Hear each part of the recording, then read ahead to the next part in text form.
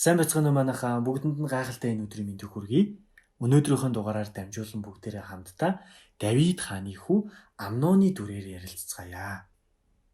Давид хааны хүү Авсаломд Тамар нэртэй маш үзэсгэлэнтэй эмэгтэй дүү байсан ба. Давидын хүү Амнон дүү Тамартаа дурлаж байгаа. Амнон дүү бүсгүй Тамараасаа болж маш их бачимдсан учраас өвдсөн. Учир нь Тамар онгон байсан учраас Амнон түнд ямар нэг юм хийн гэхэд хэцүү санагдчихсэн. Гэвч Амнонд нэгэн найз байсан. Тэр найзын талаар харах юм бол Давидын ах Шемиягийн хүү Эйнодаб хэмээх нэртэй нэгэн хүний талаар харж байгаа. За энэ нэгэн бол маш их зэл мэхтэй нэгэн байсан. Амнонд одоо зөвлөгөө өгч байгаа л доо.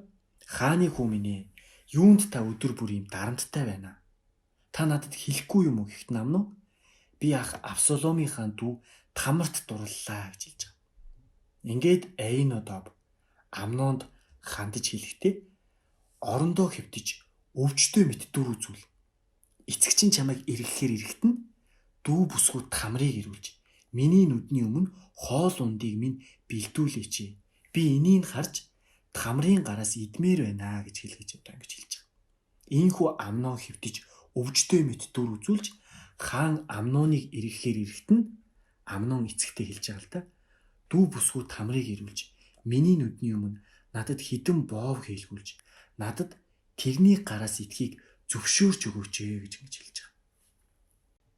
Давид хаан Тамрыг авчруулахаар гэрлүүн хүн явуулж Амнон ахыхаа гэрт очиж тэрэнд хоол хийж өгөختөн хэмээн хэлүүлж байгаа. Ийхүү Тамар Амнон ахыхаа гэрт ирж зуурсан урал авч нухаад нүднийхээ өмнө боов хийж жигинж тогоог авч түүний өмнө боовыг тавьсан боловч Амнон идэхээс татгалзаж байгаа. Амнон бүгд эндээс гарцгаа гэж хэлээд дараа нь Тамарт хандаж хоолыг ундлахын өрөөнд авчраа. Би чиний гараас л идэнэ гэж хэлж байгаа.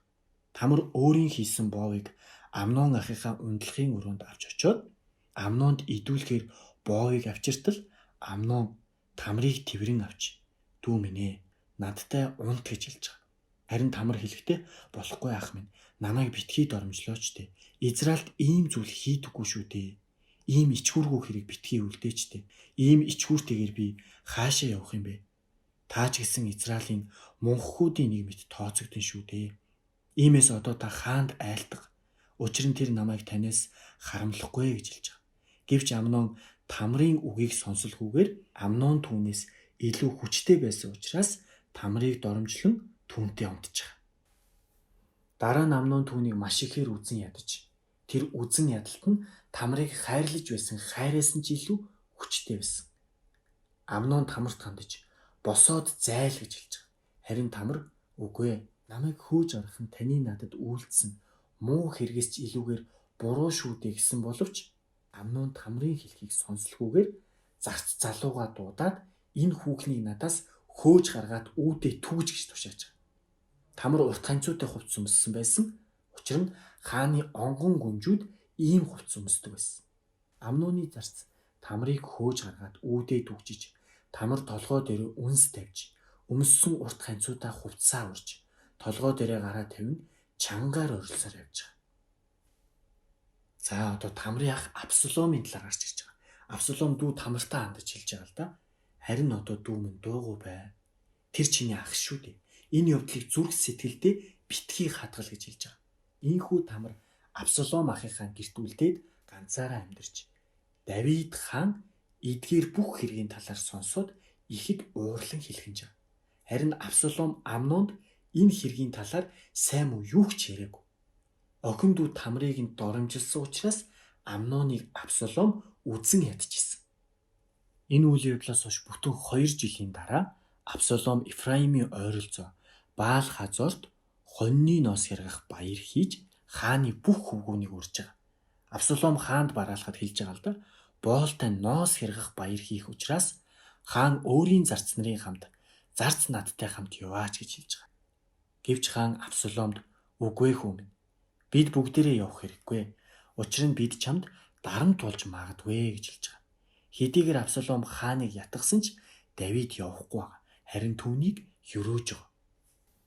Тэгэхт нь Авсалом тэгвэл миний ах Амноныг бидэнтэй хамт явуулаач гэхэд нь хаан Авсаломоос асууж байгаа.